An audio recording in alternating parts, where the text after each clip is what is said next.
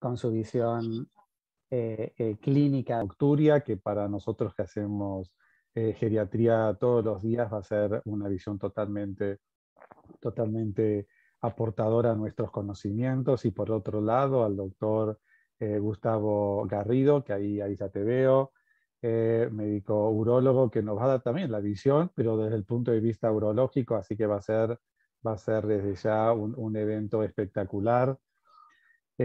Quiero dar paso al doctor Julio Nemerogi, que es el presidente de la Sociedad Argentina de Gerontología y Geriatría, para que abra el evento. Gracias, Julio, por estar acá. No, gracias a ustedes. Y bueno, nada, simplemente mi participación es para agradecer la presencia de los disertantes, a los cuales conozco y reconozco como referentes en el tema, y que van a jerarquizar una vez más nuestras jornadas y reuniones académicas. Pero quiero también marcar, como muy bien lo hiciste vos, Marcelo, la presencia de un laboratorio, del laboratorio Ferring, que se acopla con nosotros en esto de llevar la actualización de conocimientos a todos los colegas. Creo que solamente trabajando en equipo entre los profesionales del quehacer geriátrico diario y los representantes de la industria con sus aportes, podemos seguir creciendo en esto del desarrollo de la geriatría, ¿no es cierto? Es muy importante, sin lugar a dudas. Así que nuevamente gracias a los disertantes, gracias al doctor Garrido, a quien conozco ahora, y bueno, a Carlos, que es un amigo y con el cual ya trabajamos hace muchísimo tiempo. Marcelo, te devuelvo la palabra para que conduzcas la reunión. Bueno, gracias, Julio. Bueno, les cuento un poco cómo va a ser la metodología. La vamos a dividir en 3 partes. Va a ser una hora, vamos a datar una hora y pico, pero no mucho más. Los primeros 20-25 minutos va a hablar el doctor Carlos Musso, luego va a hablar el doctor Gustavo Garrido. Sí es importante que vayan haciendo las preguntas por el chat, y después los últimos 20-25 minutos finales los vamos a utilizar para contestar las preguntas, y ahí abrimos los micrófonos del doctor Carlos Musso y Garrido y vamos a estar ahí dialogando. Así que bueno, Carlos, te damos la bienvenida. Si quieres ir compartiendo la presentación, ya podés. Sí, lo que les pido es que silenciemos, bueno, están todos los micrófonos silenciados, el mío yo lo voy a silenciar ahora, va a quedar el del doctor Musso abierto.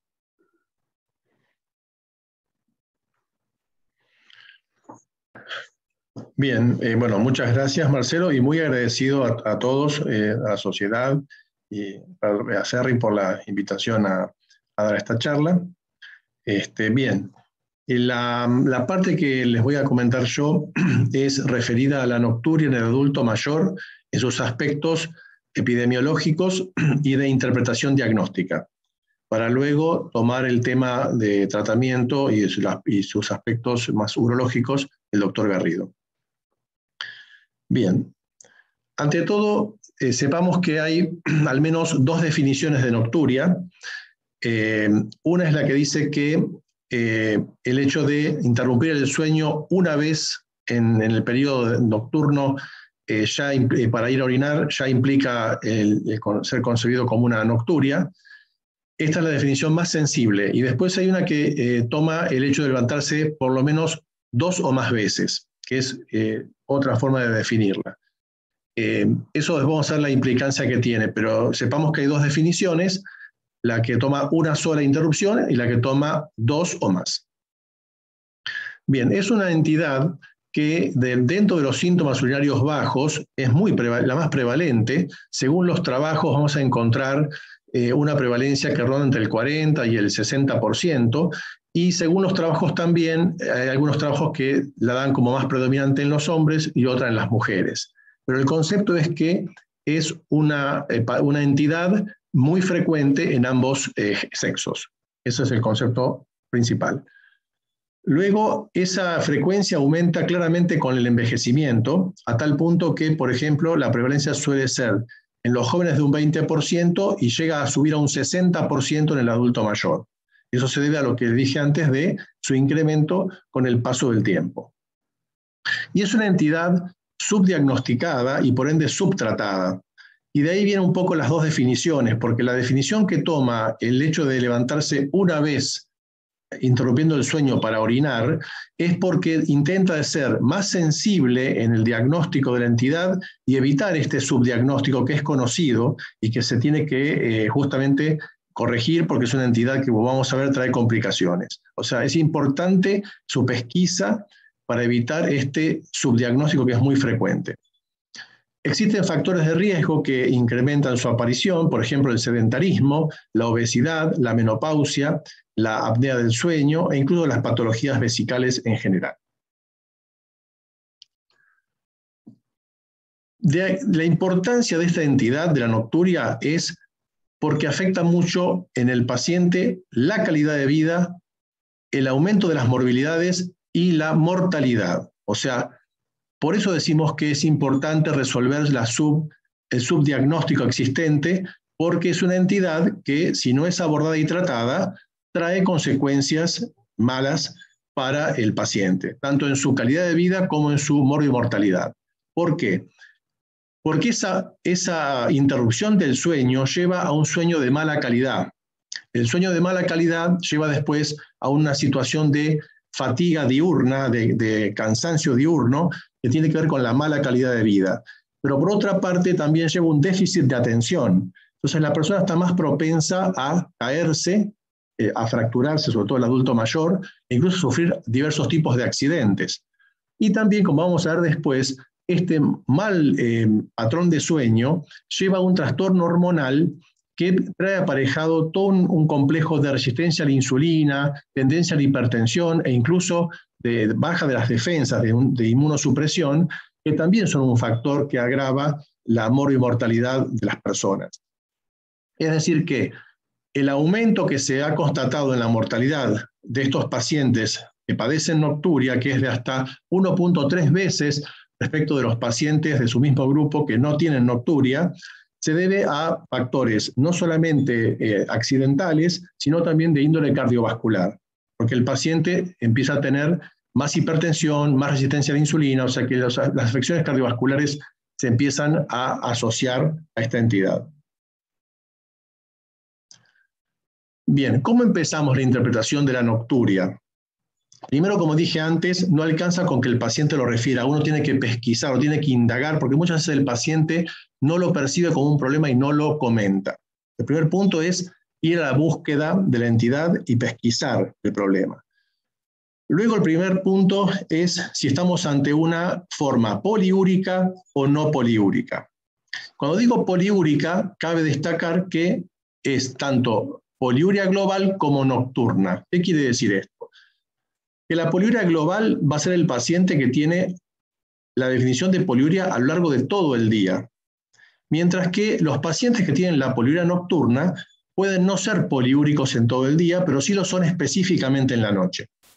O sea que esos dos tipos de poliurias hay que también discriminarlas. Y desde ya después tenemos el grupo de personas que tienen nocturia sin poliuria, ni global ni nocturna. Para la primer diferenciación, como dije antes, de si hay una poliuria global, son muy importantes, que vamos a definirla. Ustedes saben que de poliuria hay varias definiciones, unas fisiológicas, otras clínicas. En este caso vamos a usar la definición clínica, que es aquella persona que en el día tiene un ritmo urinario mayor a 125 o 120 mililitros minuto, que sería hablar de por lo menos unos 3 litros de orina o más en el día. Si esa persona tiene esa situación, tiene poliuria global. Ahora bien, para hacer la interpretación de esa poliuria global, nos vamos a valer de la anatremia y de la osmolaridad urinaria. ¿Por qué? Porque si una persona tiene poliuria global, o sea, poliuria en todo el día, y su anatremia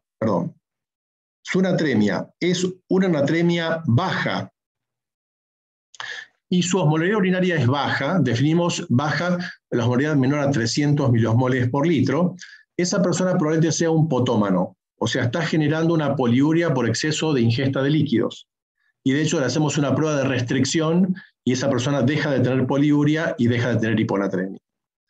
En cambio, si la poliuria es una poliuria que cursa con hipernatremia, tenemos que ver la osmolaridad de la orina, y si esa osmolaridad es una osmolaridad baja, o sea, menor a 300 miliosmoles, ahí tenemos la situación que se ve en las diabetes insípidas. Es decir, pacientes que tienen una inadecuada diuresis acuosa, que pueden ser centrales o periféricas, es decir, aquellas que dependen del déficit de la hormona o aquellas que dependen de la refractariedad del riñón a responder a la hormona. ¿Cómo las vamos a distinguir? Con una prueba de desmopresina. Si corrige con desmopresina, va a ser una forma central, y si no corrige con desmopresina, va a ser una forma nefrogénico-renal. Se considera corrección haber logrado concentrar más de 150 miliosmoles la orina después de haber recibido la hormona. Y finalmente, una vez que hemos visto que no es ni una poliuria acuosa por potomanía, ni una poliuria acuosa por diabetes insípida, nos quedan las poliurias osmóticas. Son aquellas que el paciente está poliúrico, puede estar hipernatrémico o normonatrémico alto, pero su orina tiene una osmolaridad mayor de 300 miliosmoles. Y en ese caso siempre vamos a encontrar en la orina el osmol responsable. El paradigma de esto es la diabetes descompensada, que tiene hiperglucemia, glucosuria, la glucosa es el osmol que actúa en esos casos, y ese osmol arrastra agua y genera esa poliuria. Otros osmoles que pueden tener este rol, por ejemplo, es el bicarbonato en las tubulopatías, también el mismo sodio cuando se pierde por tubulopatía, la urea, cuando, por ejemplo, se desobstruye un paciente con una falla obstructiva renal y empieza a orinar después de la desobstrucción y orina grandes cantidades de urea, se producen también poliurias osmóticas, en este caso por urea. Recordemos que en el caso, como decía antes, de la diabetes insípida, si el problema está a nivel de la neurohipófisis, vamos a tener la situación de una diabetes central, y si en cambio está a nivel del riñón, pues está ya sea afectado estructuralmente o no responde a la hormona, vamos a tener las formas nefrogénicas. Un tema muy importante que debemos recordar es el siguiente: cuando la vasopresina actúa a nivel del colector, por supuesto que su acción es abrir los canales de aquaporina 2 para que el agua pueda ser reabsorbida. Pero también tiene que haber una médula hipertónica para que esa reabsorción tenga lugar. Es decir, que justamente la distinción que hicimos antes entre los pacientes diabéticos centrales y nefrogénicos es que mientras los centrales no van a abrir los canales porque no tienen el estímulo de la hormona, los periféricos, o sea, los nefrogénicos, los van a abrir porque la hormona está presente, pero no van a tener una médula hipertónica sana que atraiga el agua hacia ese intersticio. Y por eso entonces, en definitiva, van a tener una diuresis acuosa inadecuada. Las formas de diabetes insípida central en general son todos problemas del sistema nervioso central, como lo indica su nombre, ya sea por enfermedades inflamatorias, por traumatismos, por neurocirugías, mientras que, como lo indica su nombre, las nefrogénicas, hay algo a nivel renal que está haciendo no responder a la hormona, ya sea porque está dañado estructuralmente el riñón, como pasa en las nefritis intersticiales, o porque algún fármaco esté interfiriendo en la labor de los túbulos. Ahí tenemos una lista de varios fármacos, por ejemplo el litio, dentro de los psicofármacos es uno de los más importantes que puede producir esto, los mismos diuréticos de asa, que hacen que la médula quede hipotónica y entonces, como dije antes, no responda adecuadamente a la orden de la vasopresina. Y después tenemos muchos antimicrobianos, por ejemplo, dentro de los antibióticos pues están las tetraciclinas, las rifampicinas, dentro de los antivirales el foscarnet, y dentro de los antifúngicos la anfotericina B. O sea, hay muchos medicamentos que van a ser causa de poliuria global, sobre todo de tipo diabetes insípida nefrogénica. Esto es muy importante por el tema de la polifarmacia, ¿no? En los ancianos siempre hay que indagar dentro de los fármacos que no haya fármacos que tengan descrito este efecto generador de poliuria. Bien, decíamos, siguiendo el algoritmo, que y nosotros descartamos que el paciente no tiene poliuria global, porque no llega a los 3 litros de orina en todo el día, entonces ya tenemos que pensar si su nocturia no es por una poliuria nocturna o por una forma de nocturia no poliúrica.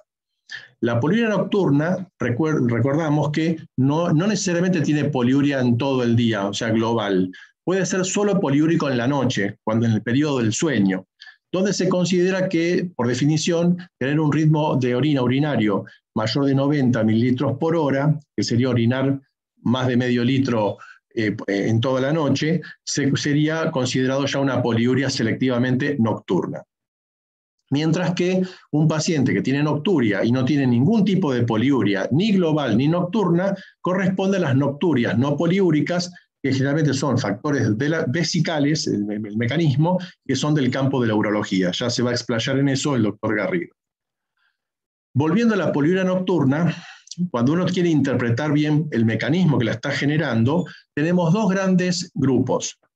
Por un lado, los que son de tipo dietario o edematoso, pero los voy a comentar, y por otro, los que son de tipo endocrino. Dentro del grupo de los de causa dietética o edematosa, son estas situaciones. Por ejemplo, pacientes que se hidratan mucho o comen con mucha sal antes de acostarse. Esos pacientes después necesariamente van a tener muchas veces poliuria nocturna, y justamente cambiar esa costumbre de dieta y de hidratación puede mejorar mucho la situación. O son pacientes que beben alcohol o santinas o diuréticos justo a la noche antes de irse a dormir, y eso les genera un efecto poliúrico durante el periodo nocturno. También sacar esos hábitos o cambiar el horario de los medicamentos del diurético de asa puede resolverle el problema. En el caso de un mecanismo edematoso, son todos esos pacientes que pueden generar edema, sobre todo en miembros inferiores, léase varicopatías, cardiopatías, hepatopatía cirrótica, nefropatía. Todos esos pacientes, cuando se acuestan, hacen una redistribución de los fluidos desde el intersticio de las piernas hacia el compartimento intravascular, y ese líquido retorna a los vasos, vuelve al corazón, va hacia el riñón y aumenta entonces el ritmo diurético en la noche. Entonces todo ese grupo de pacientes que son pacientes con edemas, resolviendo ese edema que el paciente tiene, de modo que no haya edema que se reabsorba al acostarse, mejora muchísimo esta poliuria nocturna. En el otro rubro, que es el rubro de tipo endocrino, tenemos 2 grandes factores de poliuria nocturna.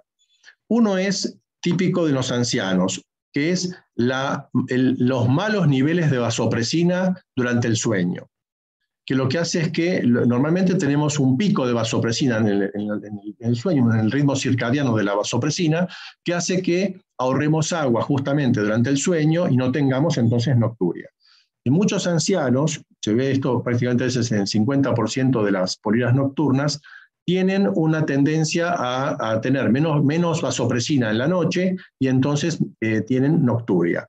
Estos mejoran sensiblemente con la desmopresina exógena. El otro rubro hormonal son pacientes a los que les suben mucho los factores atriales durante el periodo del sueño, y la causa más importante de estas son los pacientes que sufren apnea del sueño. Durante la apnea del sueño, el paciente tiene un aumento de la presión intratorácica, y eso hace que aumente la presión intracavitaria cardíaca, y eso estimula la liberación de factor atrial. Factor atrial es un diurético endógeno. Entonces el paciente, cuando está en el periodo de sueño, el periodo de ronquido y de apneas, libera los factores atriales, y estos factores atriales ejercen un efecto diurético salurético sobre el riñón, y eso genera la poliuria nocturna. En este caso, la mejoría, digamos, del sobrepeso y el uso de CPAP puede hacer que, al mejorar la apnea del sueño, baje esta tendencia a tener tanto factor atrial durante el sueño y baje o resuelva la poliuria nocturna. Es muy importante destacar el círculo vicioso entre nocturia, trastornos del sueño y las disendocrinias durante el sueño. ¿Qué quiere decir esto? Que la nocturia va a generar que la persona duerma mal. Al dormir mal se alteran las hormonas. Parte de esa alteración hormonal es lo que dije antes, ¿no? La elevación de los factores atriales, y eso genera más nocturia. y entonces se produce un círculo vicioso que no mejora hasta que cortemos esta retroalimentación, que sería resolver la nocturia o resolver el sueño.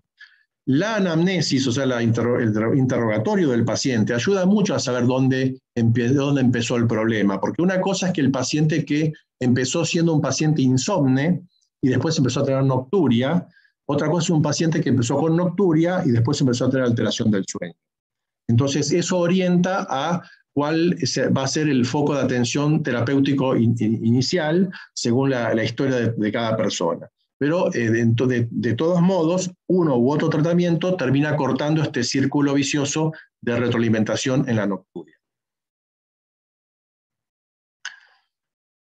Con respecto a la poliuria nocturna específicamente, ya dijimos que según los reportes puede llegar de entre el 50 y el 80% de las nocturias, ese es el mecanismo de poliuria nocturna. Como dijimos antes, el diagnóstico se basa en el ritmo urinario que tiene la persona durante el sueño, pero existe un índice clínico que es muy útil para poder documentar esto, que es el índice de diuresis nocturna, que simplemente es el cociente entre el volumen que orinó la persona en la noche dividido el volumen que orinó la persona en todo el día, por 100.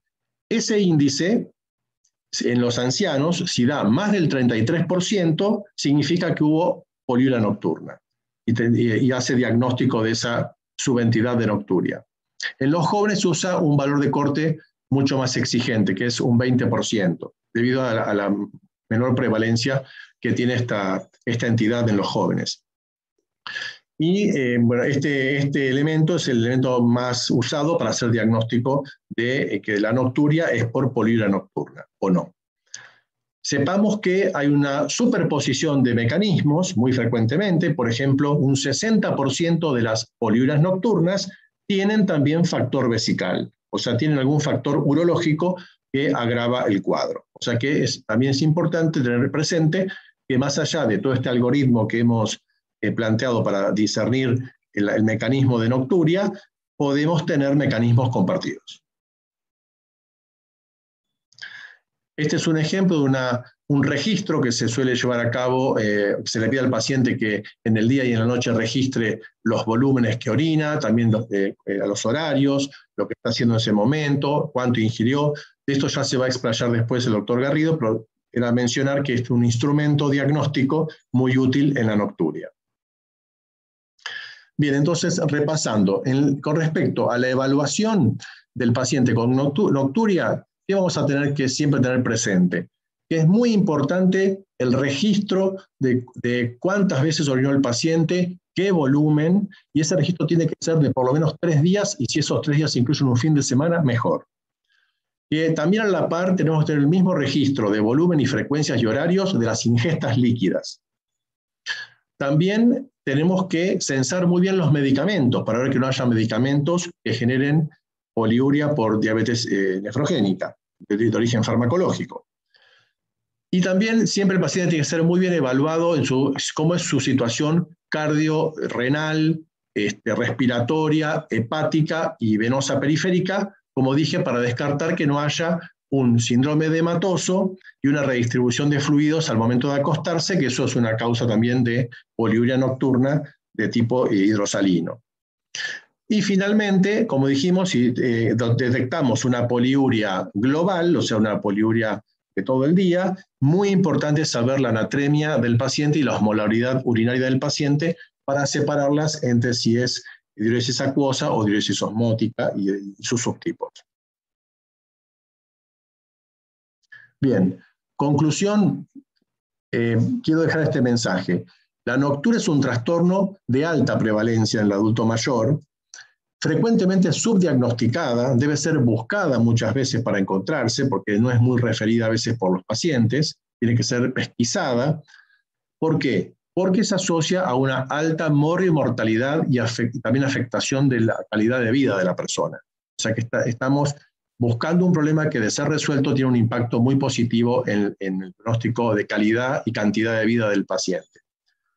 Y bueno, justamente la disquisición que hicimos recién de tipo diagnóstica ayuda a entender el mecanismo que genera esa nocturia y hacer un tratamiento racional de la misma. Bueno, muchas gracias.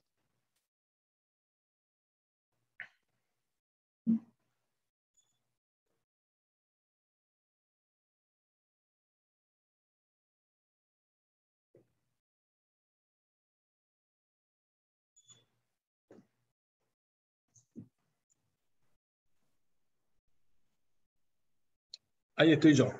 ¿Me escuchan?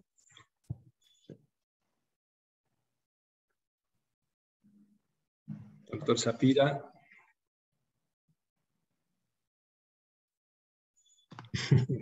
Bueno, sigo yo entonces. Bueno, me presento, soy el doctor Garrido. Bueno, desde ya, mi agradecimiento. Ahí me desmutearon acá. Bueno, espectacular. Bueno, gracias, Carlos. Yo ya me voy anotando unas 20 preguntas que tengo para hacerte después. Así que me pareció súper interesante de todos los días. El comentario es genial, buenísimo.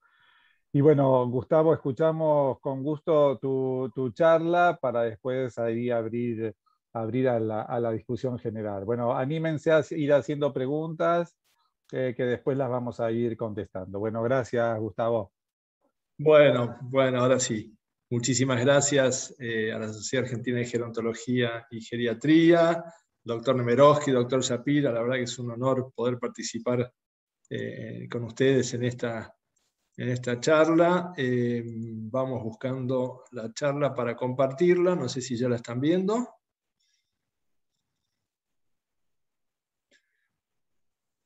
¿Está visible mi charla ya? Sí, perfecto, ok.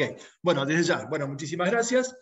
Y vamos a tratar de ver cómo vemos nosotros los urólogos este problema. La verdad que es un problema que, por supuesto, este es mi conflicto de intereses, lo cual no va a hacer que pierda objetividad. Así que en ese sentido voy a tratar de ser lo más objetivo y neutral posible. Dos palabritas respecto de lo que dijo el doctor Carlos Musso. Excelente la disertación, porque muy claro. Y yo voy a hacer hincapié en este área, nada más, en la parte urológica. Por supuesto, ya el doctor se explayó muy bien de las poliurias globales, nocturnas y de los distintos tipos de polidipsias. Urólogos, nosotros cuando vemos a un paciente, lo primero que pensamos es en la próstata, es en la vejiga, pero digamos, ustedes como gerontólogos también tienen que tener esa visión. Y básicamente lo que quiero transmitirles es que muchas veces la vejiga está chica porque anatómicamente se ha reducido, ya sea por una fibrosis de la pared vesical, y acá puse una tuberculosis como ejemplo, es el clásico ejemplo que se ve, pero también es mucho más frecuente en la población añosa, las pacientes que han recibido radioterapia, ya sea por cáncer de próstata, por cáncer de cuello uterino. Entonces las cistitis actínicas también reducen la capacidad vesical, y por último las cirugías de cualquier tipo, sobre todo aquellos pacientes que han tenido muchas resecciones endoscópicas vesicales o cirugías de la misma vejiga. Y el otro punto es que sea una disminución de la capacidad funcional, es decir, que la vejiga no aguanta. Y no aguanta porque o está hiperactiva, es decir, que es la famosa vejiga hiperactiva que el paso de los años nos van deteriorando nuestra capacidad cortical de inhibir el reflejo de la micción, entonces es altamente frecuente y responsable de que la mitad de los pacientes institucionalizados usan pañales. Pero muchas veces es lo contrario, muchas veces son pacientes que están obstruidos, prostáticos, entonces tienen residuos postmiccionales aumentados y tienen incontinencia por rebosamiento. Entonces nosotros interpretamos que estos pacientes van muy seguido al baño porque tienen vejiga hiperactiva. En realidad lo que tienen es una incontinencia por rebosamiento, lo cual es una retención crónica incompleta o completa de orina, que generalmente está asociada a vejigas hipoactivas. Pero también puede ser que sea hipersensible, es decir, que estructuralmente la vejiga tenga una buena capacidad, pero que el paciente no se aguanta su propia orina, y ese es el típico caso de las cistitis intersticiales, que en realidad se ven en poblaciones más jóvenes. Es muy raro encontrar, hoy particularmente tuve una paciente de 60 años con diagnóstico de cistitis intersticial, lo cual es raro, generalmente son poblaciones mucho más pequeñas, de más jóvenes. Y por último, las secundarias a cualquier patología vesical como infecciones, litiasis o cáncer de vejiga. Así que 2 palabritas me tomé de la charla del doctor Musso respecto de la fisiopatología. Por supuesto, la piedra fundamental del diagnóstico es la cartilla miccional o diario miccional, donde el paciente sí o sí debe anotar, ya sea con estos esquemas ya prehechos que los tenemos en el consultorio, o simplemente al paciente decimos que tome papel y lápiz y simplemente anote la cantidad, la hora en que va al baño y que mida la capacidad vesical, es decir, que mida, no la capacidad, que mida la orina miccionada, y así puede ir anotando simplemente hora, cantidad, hora, cantidad, hora, cantidad. Le pedimos que anote la hora de inicio de sueño o la hora de intención de iniciar el sueño, porque muchas veces muchos pacientes se acuestan a las 9 de la noche, pero deciden iniciar el sueño a las 12 de la noche y apagan el velador a esa hora recién o el televisor. Esa es la hora de inicio del sueño. Muchos pacientes se levantan durante la noche, pero remoloneamos, a las 4 de la mañana nos desvelamos, pensamos en nuestros problemas y a las 5 de la mañana seguimos dando vuelta, pero a las 7 de la mañana decidimos iniciar el día. Entonces ahí es donde nosotros consideramos que termina la noche. Desde el momento que decidimos apagar el velador para iniciar el sueño, hasta el momento que decidimos iniciar el día. Ese volumen, eso es noche para nosotros, ya sea de día o sea de noche. Muchos pacientes trabajan durante la noche, así que estos duermen de día y entonces se puede aplicar perfectamente bien. Y a eso le sumamos la primera micción de la mañana. Una vez que el paciente decide levantarse, va al baño y también tiene que medir esa cantidad y anotarlo. Entonces, la sumatoria desde que tuvo la intención de dormirse hasta que se levantó y tuvo la primera micción de la mañana, nosotros consideramos que ese es el volumen de diuresis nocturna. Sigue anotando a lo largo del día y después hacemos las cuentas respecto del 20%, 30%, y como dijo el doctor Musso, en la población adulta mayor de 65 años, 33-35% del volumen de la nocturia, si es superior a ese valor, está considerado una poliuria nocturna. Por lo tanto, hacer una cartilla miccional no es fácil. Muchas veces los pacientes no entienden las consignas, sobre todo si las llenamos de cantidad de datos acá, a veces se confunden. Muchas veces las cartillas prehechas son un poco engorrosas. Hay que percibir la inteligencia que tenga el paciente para llenar esta cartilla. A veces nos pasa que no podemos. Y si el paciente tiene incontinencia urinaria, pues ustedes dirán, bueno, pero usa pañales por la noche. Lo que se debe hacer es pesar el pañal a la mañana siguiente, y el peso del pañal mojado menos el peso del pañal seco es el peso neto en gramos, que es igual a mililitros. Así que si un pañal pesa 500 gramos, bueno, esos serán 500 mililitros, restándole obviamente el peso del pañal seco. Ya si moja la cama, estamos en problemas, no podemos hacer nada al respecto. Entonces, cuando tenemos una cartilla miccional, hacemos montones de cuentas, que eso es lo que más nos cuesta a todos, médicos en general, urólogos también, porque podemos contar la cantidad de micciones en 24 horas, el volumen promedio de cada micción, del volumen promedio de 24 horas, la nocturia, como dije recién, la capacidad sistométrica basada en la cartilla, y podemos ir haciendo cuentas de todos tipos y colores, y la verdad que para mí, yo hago mucha urodinamia, pero la realidad es que muchas veces digo que este es el elemento más importante, la cartilla miccional. No es necesario hacer todo. Hay distintas definiciones de poliuria nocturna. Recién el doctor Musso nos dio una. Hay un montón. Yo creo que las que nos dio el doctor Musso, del 30%, que es la número 6, el NPI, que es el volumen de la nocturia que ocurre, que es una definición relativa. Si es más de 20 años, más de 20% en los menores de 65 años o más de 33 en los mayores de 65 años, es la más popular, es la más fácil de hacer y es la que más se utiliza. Pero como ven, hay un montón de otras más, y la otra que muchas veces se utiliza, sobre todo en trabajos científicos, es el NI, que es el Nocturia Index, que es una fórmula muy compleja, que en realidad es un poquitito más específica y más sensible que el resto de las cartillas miccionales, de las fórmulas que se utilizan para la nocturia. Pero realmente yo uso el del 35%, 33%. Y esta es una cartilla miccional, o sea, me llega un paciente, tengo 2 horas de demora en la consulta, y me llega con esto, doctor, acá le traigo la cartilla, haga las cuentas, y por supuesto tenemos que agarrar la calculadora y es engorroso. Y a veces nos demanda mucho tiempo. Pero bueno, es lo que nos está buscando el paciente. Pero en un golpe de vista, cuando ustedes empiezan a hacer muchas cartillas, van a ver que rápidamente se van a dar cuenta. Lo ideal es esto. Lo ideal para nosotros, que son las cartillas basadas en los teléfonos. Los teléfonos hoy en día, de las aplicaciones en los teléfonos, hoy hay cualquier cantidad de cartillas donde los pacientes pueden llenar. Pero claro, pacientes añosos es muy difícil que logren entender las consignas de un teléfono a veces inteligente y lograr que podamos llenar una cartilla de este tipo. Pero bueno, yo creo que con el tiempo esto se va a ir logrando y va a ser cada vez más fácil. Pero esta sería la situación ideal.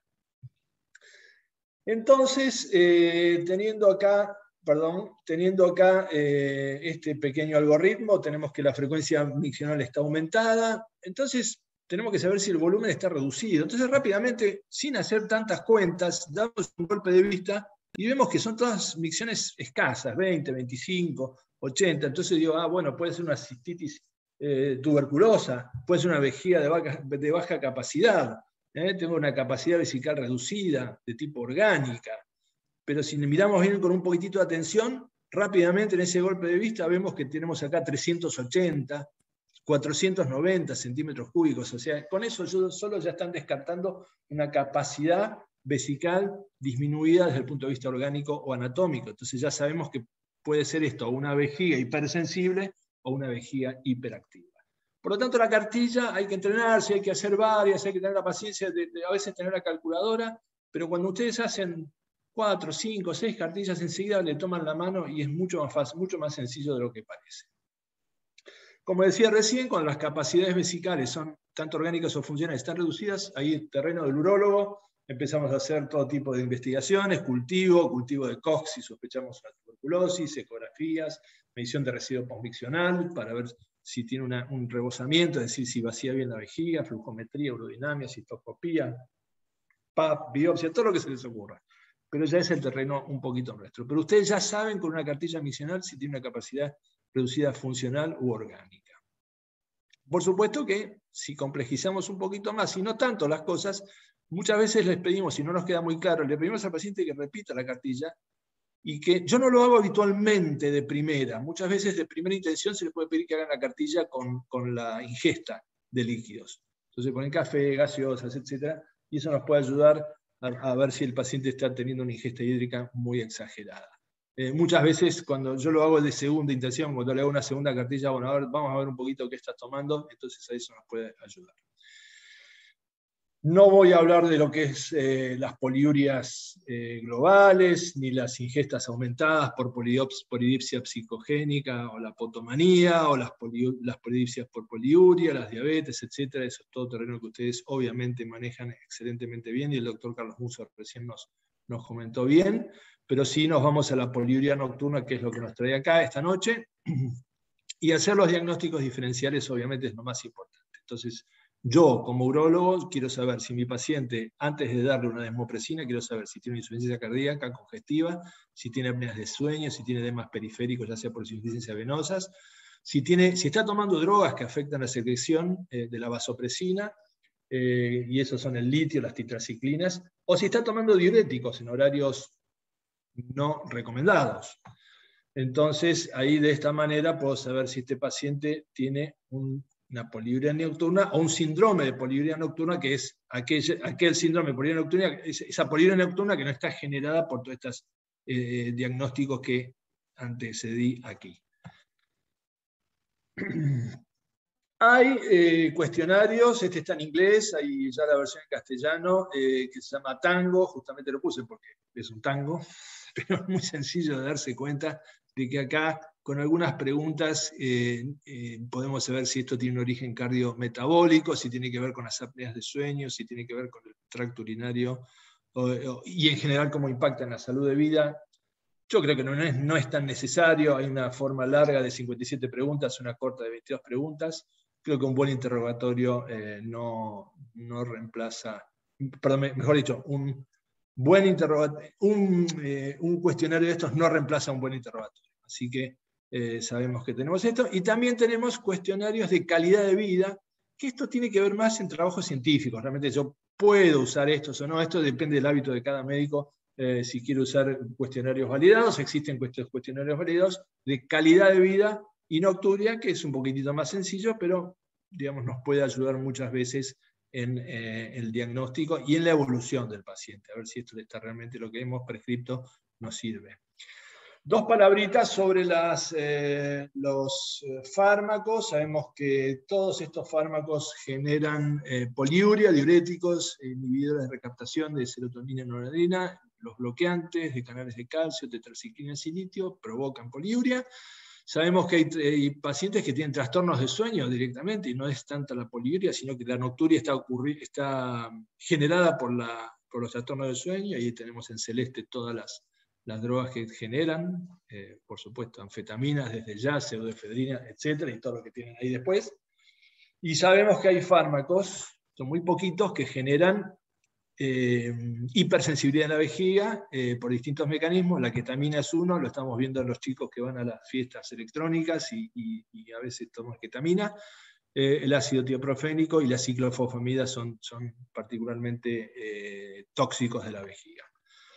Dentro de los diuréticos, el mecanismo de acción tiene que ver con bloquear la secreción de la hormona antidiurética, aumentan el péptido natriurético atrial, los bloqueantes de canales de calcio, disminuyen la secreción de ADH, las tetraciclinas, y disminuyen los niveles de aquaporina 2, los litios, así que sabemos que estos fármacos generan poliuria. Como decía el doctor Musso, es algo que hay que pesquisarlo. Entonces, nosotros ya tenemos incorporado lo que es la vejiga hiperactiva. La vejiga hiperactiva, como la declara la ICS, que es la International Continence Society, es un síndrome que es urgencia, frecuencia y nocturia. Básicamente es eso. Y entonces ahí es donde prescribimos los distintos fármacos para la vejiga hiperactiva. Entonces esto es súper frecuente. Ahora, doctor, tengo urgencia, con o sin incontinencia de urgencia, usualmente asociada a frecuencia y nocturia, y acá le dice, señora, usted tiene vejiga hiperactiva, tómese un comprimido de Salazol y venga a contarme. Así que esto es muy frecuente. Entonces a mí me han derivado infinidad de pacientes. Mira, Gustavo, te mando a la paciente porque tiene una vejiga hiperactiva refractaria, ya le di de todo, y la verdad es que no sé qué hacerle. ¿Por qué no le haces Botox en vejiga? Hago mucho Botox en vejiga para vejiga hiperactiva. Digo, poquitito, hagamos una cartilla miccional primero, y la verdad, muchas veces es una poliuria nocturna. Esta urgencia, esta frecuencia está más exacerbada de noche, entonces siempre la cartilla miccional es lo que prima a la hora del diagnóstico. Y en los varones típico también, doctor, me levanto 3 veces de noche, y obviamente el urólogo que le dice, quédese tranquilo médico, seguro que es su próstata, tamsulosina, vemos cómo anda, y no pesquisamos la poliuria nocturna. Discúlpenme lo reiterativo, pero la cartilla es fundamental. Fíjense que los pacientes donde fracasa ¿cómo se llama? Donde fracasa la... Ay, perdón que se me chispoteó acá. Ahí está.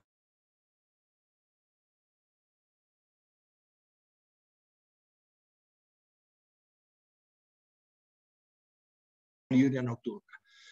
Y entonces, aquellos pacientes en el cual la poliuria nocturna está asociada a vejiga hiperactiva, y esa vejiga hiperactiva tratada, hay una falla de tratamiento, bueno, van a ver que las fallas de tratamiento de vejiga hiperactiva están asociadas a la poliuria nocturna. Así que claramente estas son patologías que coexisten y que hay que buscarlas. Y exactamente lo mismo pasa en aquellos pacientes que le damos tamsulosina pensando en una hiperplasia prostática benigna, de que pensamos que el paciente vacía mal su vejiga, que es un retencionista crónico incompleto, entonces necesitamos que vacíe mejor la vejiga, le damos tamsulosina, con esto le va a salir un chorro bárbaro, va a vaciar bien la vejiga, no se va a levantar tantas veces de noche. No es así.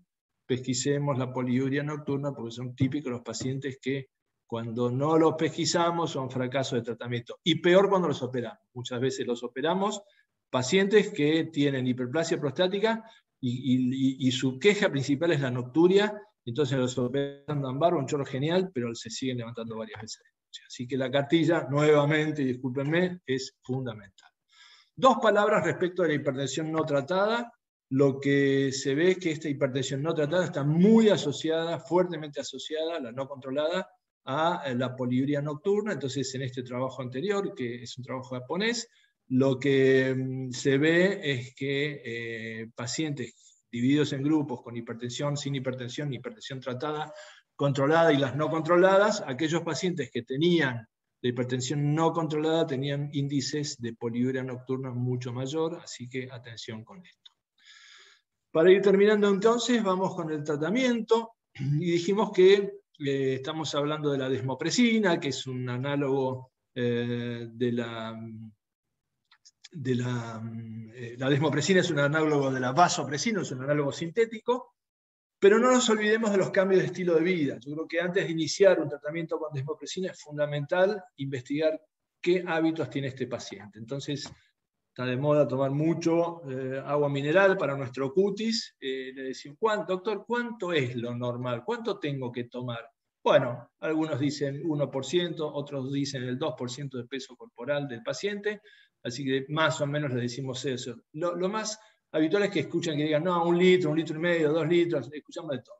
La verdad que ese es el número que uno debe tener en cuenta. Entonces le pedimos muchas veces que restrinjan un poquitito más el líquido si es que toman mucho. Otra cosa que le decimos es, mire, no tome más allá de las 5 de la tarde, empiece a restringir un poquitito el líquido porque necesitamos que esté seco durante la noche. Y si puede hacer ejercicios en forma a la tarde, mejor todavía. Hay muchos trabajos que hablan que el caminar, sobre todo, vamos a ver alguno por ahí, por la tarde generan realmente un beneficio sobre el sueño. Disminuir la ingesta de té, de café, de frutas, de verduras. No, yo como muy sanito, me encanta, pero sí, me como 3 mandarinas a la noche y un pomelo. Bueno, ahí tenemos las consecuencias, así que también les damos esos consejos. Las bebidas carbonatadas en general les pedimos también que las disminuyan, y sobre todo por la tarde, cessación tabáquica, disminución de peso. Le pedimos a los pacientes también que no se queden mucho tiempo en la cama, porque también empeoran el sueño. Pacientes que están todo el día en la cama tienen peor sueño y duermen menos profundo, entonces muchas veces se levantan porque apenas ni bien sienten un poquitito de ganas de orinar, se levantan y empiezan a tener estos episodios de ir al baño y de levantarse varias veces, así que les pedimos que no se queden tanto en la cama. Si tienen edemas, por supuesto, levantar las piernas, y si es a la tarde y en la siesta, mejor todavía. Pueden usar medias de compresión y obviamente tener cuidado, sobre todo con los diuréticos, que no lo tomen en horarios nocturnos o vespertinos tardes. Está claramente demostrado que los cambios de estilo de vida tienen un efecto muy importante sobre la nocturia, disminuyen obviamente los episodios de nocturia y aparte tienen una mejora en la calidad de vida, y en los pacientes que tienen poliuria nocturna tiene todavía una mejor respuesta. Y en los pacientes que salen a caminar por la tarde también se ha visto que no solo mejoran el peso, no solo los edemas, no solo la presión arterial, no solo la frecuencia diurna, sino también hay, fíjense, de 3.3 episodios de nocturia a 1.9. O sea que claramente salir a caminar por la tarde es bueno y mejora mucho la calidad de vida. La desmopresina, como decía el doctor Musso recién, actúa sobre los receptores B2, es un análogo sintético, como decía recién, de la hormona antidiurética. Actúa sobre los receptores B2 que están en los poros, en las acuaporinas 2 que están en el túbulo colector. Estas acuaporinas tienen que ver con el tránsito del agua, regulan el equilibrio osmótico, son esenciales sobre todo para la reabsorción de agua. Y hay 8 tipos de acuaporinas y algunos no se sabe su función, pero la acuaporina 2 es la más importante. Por supuesto, aumenta la reabsorción de agua, aumenta la concentración de la orina y disminuye obviamente la producción de la orina. Es una ecuación muy sencilla y es de rápida acción. Entonces, la desmopresina tiene un muy buen efecto, una buena respuesta clínica en adultos en general, y ahora después nos vamos a centrar un poquitito en los adultos mayores. O sea, tanto en varones como mujeres mejora, digamos, los episodios de nocturia contra el placebo. Fue aprobada en el 2018 para nocturia aquellos pacientes, el acetato de desmopresina en tabletas desintegrables, que es en nocturna, en pacientes que tienen más de 2 episodios de nocturia, y se recomienda, la presentación son de 25 o 50 microgramos, y se recomienda 25 para las mujeres y 50 para los varones. Estos son los trabajos pivotales que generaron la aprobación por la FDA y las distintas entidades. Y en definitiva, ¿qué hay que transmitirle al paciente, o qué es lo que nos dan estos trabajos? Que se disminuyen 1.5 las misiones nocturnas en las mujeres en estos trabajos, donde la media basal era de 2.9, y disminuyen 1.3 los episodios de nocturia para una media basal de 3 en los varones. Así que tiene un muy buen efecto, un efecto rápido, y les diría en líneas globales que disminuye los episodios de nocturia a la mitad. ¿Y por qué es importante disminuir, aunque sea una micción o 2 micciones? Porque se sabe claramente que del impacto que tiene sobre el sueño es muy importante. Las primeras 4 horas son el sueño reparador, y si disminuimos, si logramos que ese paciente duerma las primeras 4 horas, va a tener un sueño mucho más reparador que aquellos que lo interrumpen antes, y aparte está claramente demostrado que más de 2 factores es el valor de corte significativo para lo que sería el impacto negativo de la nocturia, que son las caídas, las fracturas, etc. Yendo allá a estudios un poquitito más prolongados, de 52 semanas, se mantiene el efecto a lo largo de estas 52 semanas, ya sea en los cambios de número de nocturia, ya sea también en los despertares, obviamente, en el primer despertar sobre todo. Lo que quiero decir con estos slides es que este efecto va mejorando a lo largo de las 52 semanas. ¿Qué es lo que más nos importa? Los efectos adversos, y esto es súper importante. En todos estos trabajos se ha visto que obviamente lo que más importa es la disminución de la anatremia, es decir, que haya una hiponatremia. Entonces se han reportado obviamente hiponatremias, hay un montón de efectos adversos o de eventos adversos no relacionados con la droga, pero digamos el que más nos interesa es la hiponatremia, y esto sí, claro que ocurre. Entonces, lo que podemos ver es que todos estos estudios pivotales que vimos, la población media, la edad era 61,7 años, o sea que es una población más joven de quizás la que ustedes suelen ver. Entonces nos interesa ver qué pasa en los adultos de más de 65 años, y los de más de 65 años tienen un poco más de riesgo de hiponatremia. Como vemos acá, estos son años, esto es la hiponatremia, no se sale mi mouse, perdón, vamos a ver si engancho acá. Bueno, no sé, ahí está. Ahí está, edad y los episodios de hiponatremia. Como ven, 140 de miliquemetros por litro, y a lo largo de los años tiende a disminuir. Es muy poquito lo que disminuye, pero a veces pequeñas variaciones de la hiponatremia son clínicamente muy importantes. Así que mucho cuidado con la hiponatremia. Tal es así, y ustedes lo conocen mucho mejor que yo, los criterios de Beers dicen que hay que evitar el uso de la desmopresina porque tiene altos riesgos de hiponatremia, y buscar elementos alternativos, y ahí obviamente los cambios de estilo de vida creo que son muy importantes, tiene una evidencia muy importante, pero bueno, esto está obviamente todo el tiempo en revisión, y yo creo que con el tiempo se va a ir demostrando que es un elemento mucho más seguro.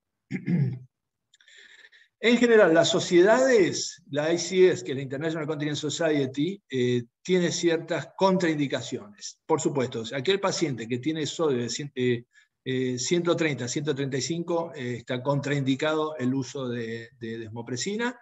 Aquellos pacientes que tienen un clearance por debajo de entre 50 y 60 o menor, está contraindicado el uso de desmopresina. La falla cardíaca o la insuficiencia cardíaca, pacientes con polidipsia, una de las recomendaciones es decir al paciente que una vez que toma la medicación no debe ingerir más agua, pacientes que no tienen presión controlada, o mejor dicho, hipertensión no controlada, esto lo vimos recién en ese trabajo en el cual se ve mucha poliuria, y obviamente pacientes con diabetes no controlada.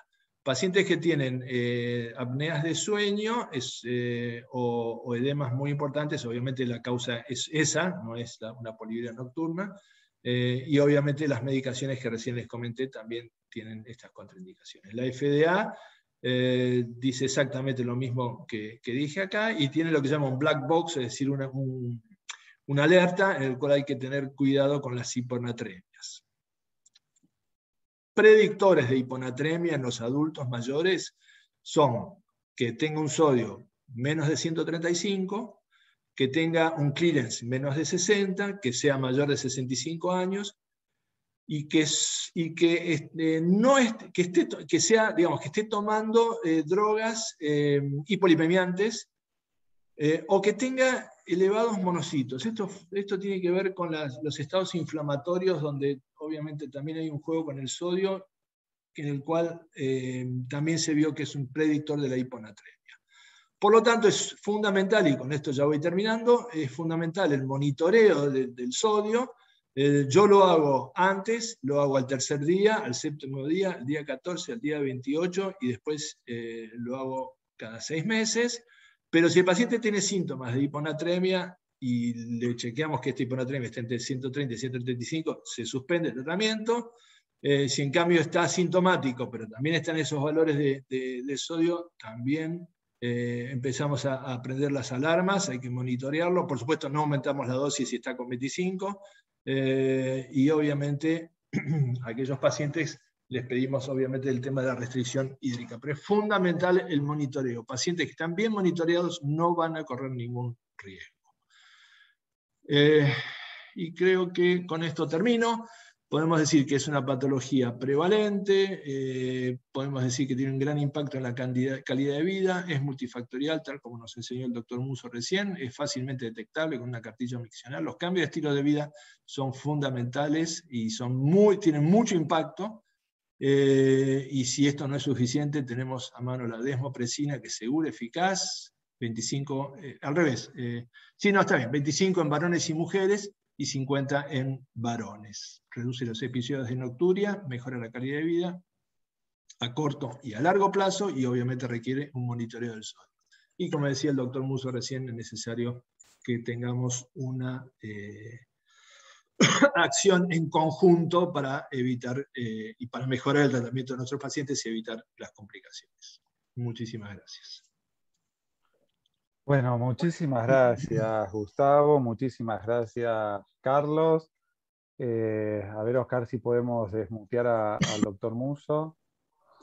Bueno, mientras van escribiendo ahí los asistentes, yo tengo varias preguntitas. Primero, al principio, vamos a empezar por el doctor Musso, que empezó. Yo me asusté un poco, Carlos, cuando vos dijiste es una sola micción a la noche. Yo dije, chao, le tengo que decir a todos mis pacientes prácticamente que vienen, lo tengo que evaluar, porque, a ver, si yo ya le pregunto eso, es meterse ahí medio en camisa de 11 varas. Ahí me tranquilicé un poco cuando vos mostraste, Gustavo, dos o más en una de tus diapositivas, donde a veces ahí viene un poco, quizás. A veces lo que nosotros vemos es ese paciente que se levanta para orinar, después se va a acostar y no puede dormir. O sea, ahí se desveló. Porque hay otros que van, siguen durmiendo y como que ni les afecta. Quizás van 1 o 2 veces, tweets de tiempo, y no les afectan mucho la calidad de vida, que es donde a uno más apunta en este grupo. Bueno, esto por un lado. Por el otro lado, en los adultos mayores, muchas veces tienen varias cosas juntas, que es lo que uno trata de ver, ¿no? Porque es raro que te venga y te diga, te diga que a la noche se levanta más veces que durante el día. Cuando vos se lo preguntás directamente te lo dicen, pero a veces te dice que orina mucho, y cuando vos, y ahí voy a lo que vos comentaste, Gustavo, de lo del diario, que a veces los mismos adultos mayores que tienen un cierto deterioro cognitivo, ya le tenés que pedir eventualmente al cuidador, ¿no? Que te haga el diario, pero el buen interrogatorio, yo coincido, me parece que te da muchísima información, y cuando vos dirigís y si se levanta, se orina más veces de noche que de día, la respuesta muchas veces es categórica, y que te dicen que sí.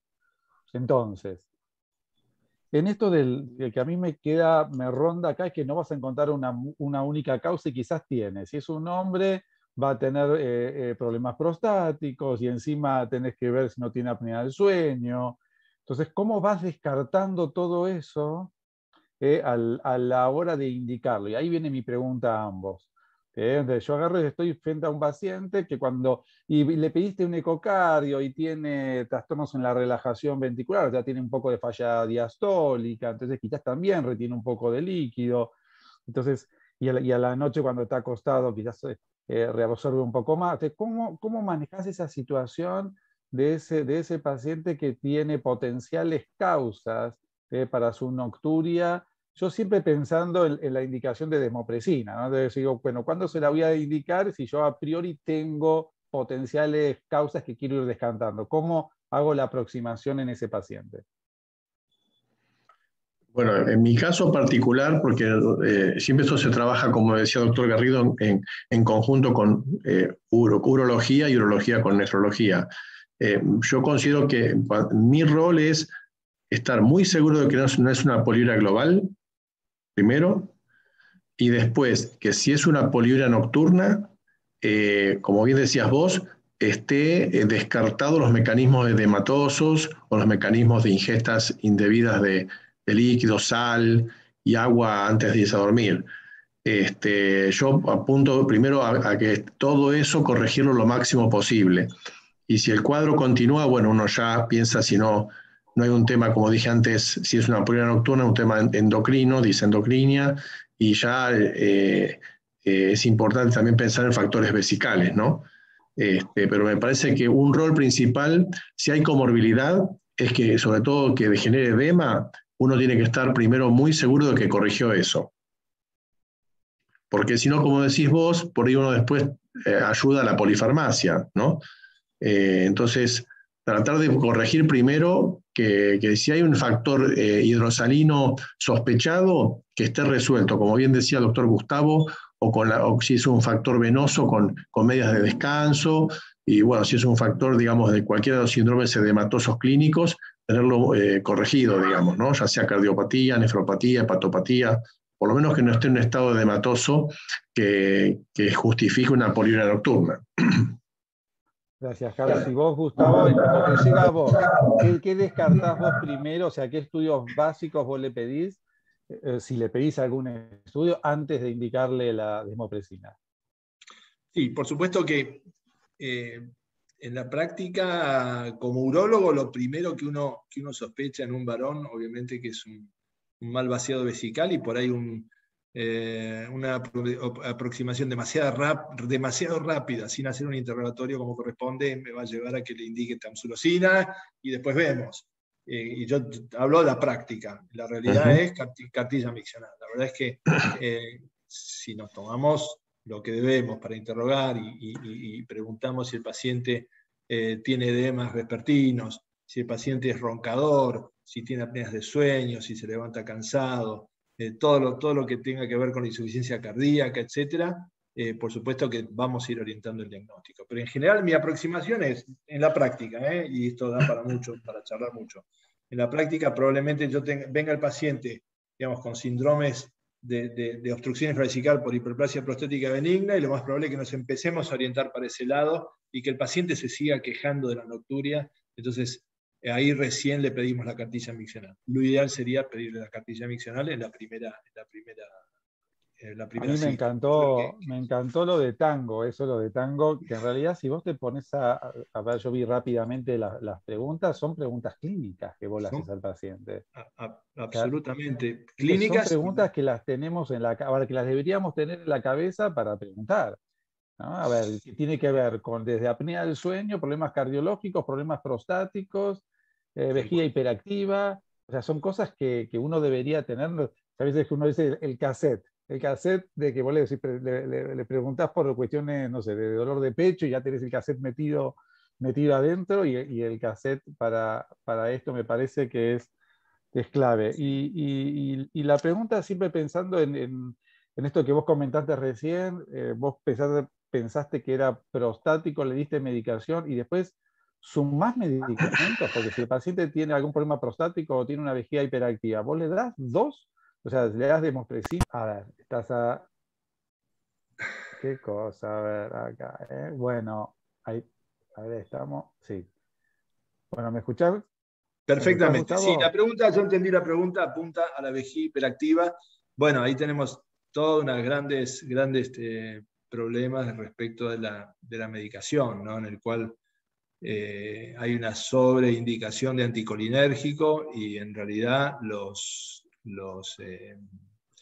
sabemos que está asociado a todos los deterioros cognitivos y la verdad que hay que tener muchísimo cuidado en la prescripción. Yo generalmente de primera instancia, si sospecho una vejiga hiperactiva, voy directamente al Mirabegrón, que está empezando a ser mi droga de primera elección en los adultos mayores, porque realmente, bueno, yo trabajo en FLEN y veo mucho cognitivo y realmente hay mucho deterioro cognitivo con los anticolinérgicos, además de todas estas nuevas asociaciones, estas asociaciones con demencia que se están viendo. Pero por eso es como vos decías, desde la práctica a veces si uno no hace el camino diagnóstico que debe hacer, que es el que nos lleva más tiempo, es el que tenemos que revisar al paciente, el que tenemos que interrogarlo como corresponde, y uno le pone el sello de entrada, voy al baño corriendo, bueno, vejiga hiperactiva, ahí es donde cometemos errores. Entonces, ¿qué hacemos? A la vuelta, vuelve el paciente, no, tomé esto, no me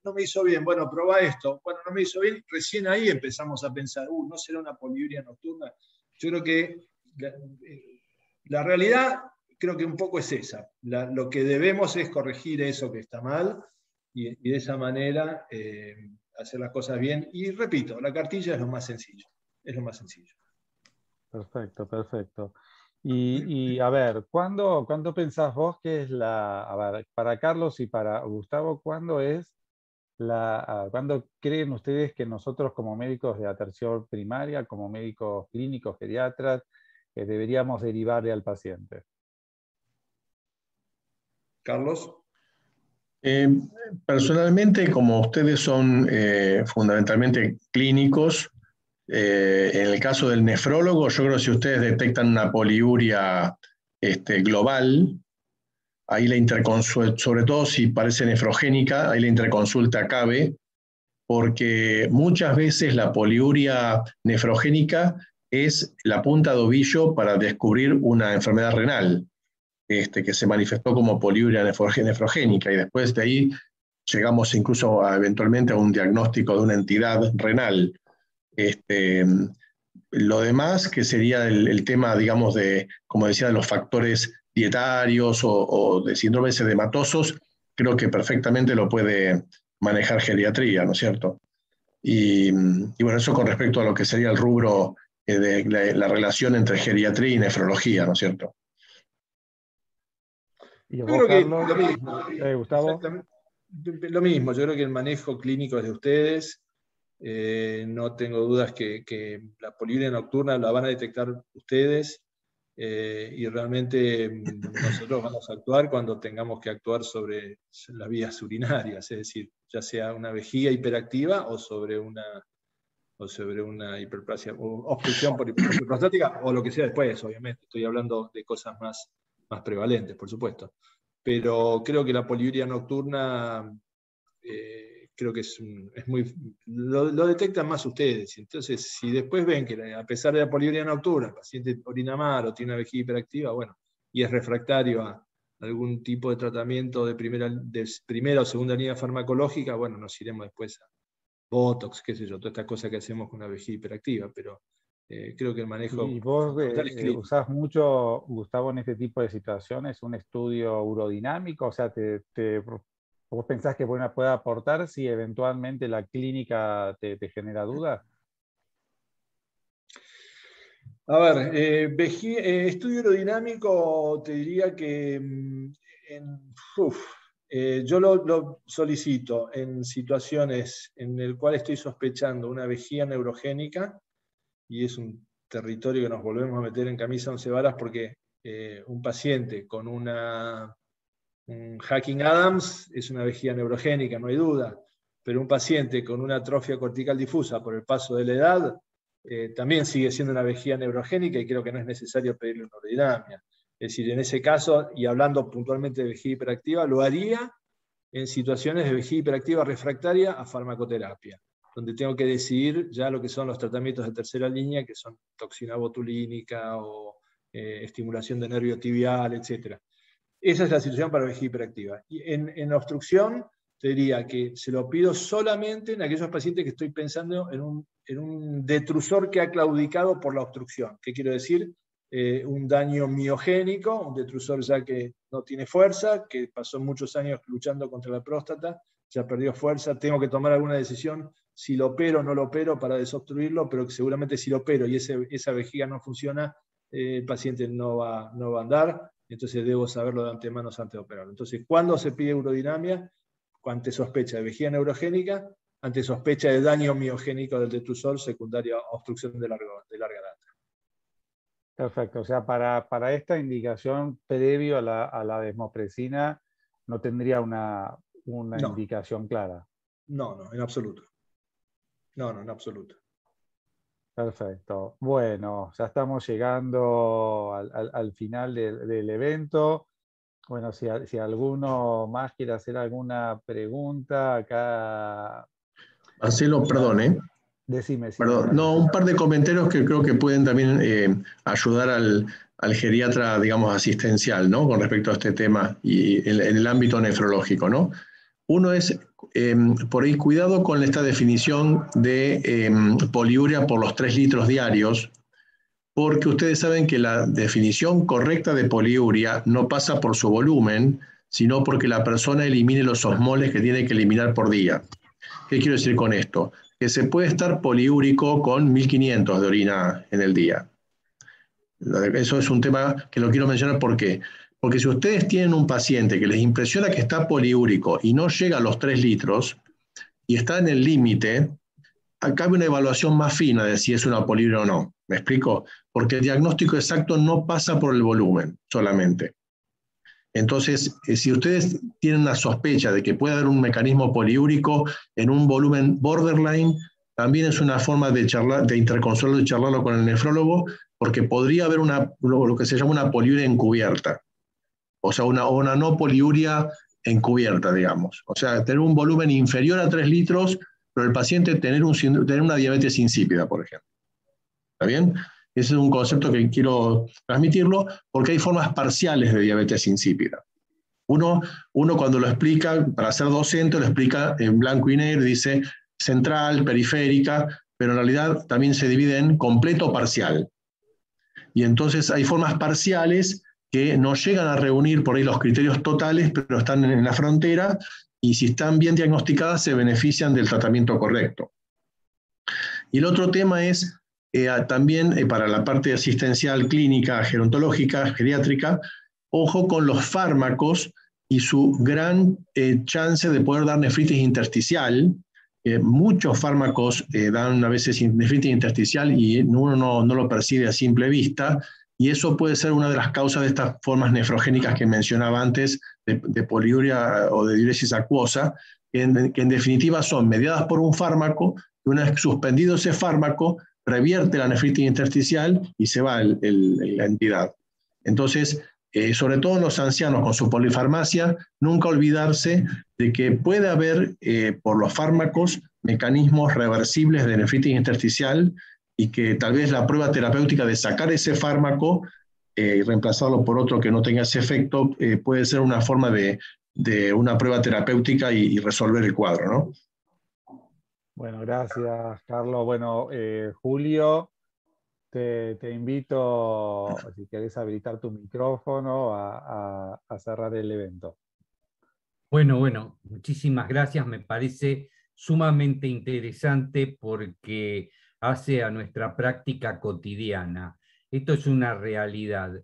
Yo los escuchaba y decía, pero, a ver, estos pacientes los vi yo en el lapso de este último mes, mucho más, como que uno lo va reconociendo en el sentido de que Carlos me lo marca Gustavo, y uno los tiene que reconocer. Y esto nos da la oportunidad de obtener nuevas herramientas, tanto diagnósticas como terapéuticas. Y eso es muy importante porque todos los días tenemos que incorporar este tipo de herramientas para poder seguir avanzando en esto, ¿no? Y sobre todo el impacto que tiene en la calidad de vida de las personas mayores. Yo siempre cuando les digo a los alumnos de grado de medicina, de pregrado, les digo, ¿cómo identificamos que un cuadro clínico es un síndrome geriátrico? Sobre todo más allá de la prevalencia, cuando impacta en la calidad de vida de las personas mayores. Y sin lugar a dudas, bueno, ya lo dijo Bernard Isaacs, la incontinencia lo es, y la poliuria es uno de los factores de la incontinencia. Así que muchísimas gracias, creo que realmente es sumamente valioso este aporte, y bueno, nada, felicitarlos, felicitar también al equipo de Jornadas Científicas, Marcelo, Edgardo, Alejandro, Roberto, una vez más. Muchas gracias, Carlos, muchas gracias, Gustavo. Un gusto, gracias a ustedes. Igualmente, un placer. Muchas gracias. Muchas gracias a todos. Chao, gracias. Chao, chao.